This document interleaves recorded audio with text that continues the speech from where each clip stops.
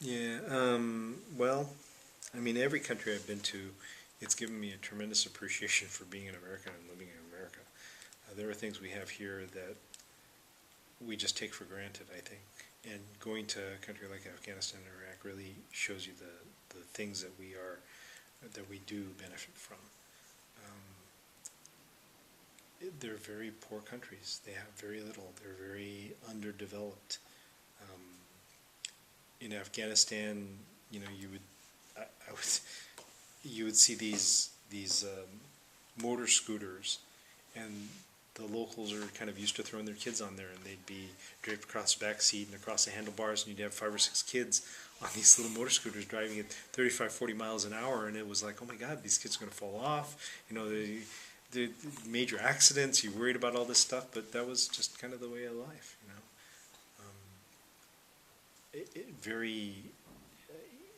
I mean, there's so dusty and dirty environments. There's all the clothing would be dirty. Anything they'd clean up right away, it'd be dirty right away. A very common thing in Kabul, outside the embassy or outside the area that we had, the green zone, was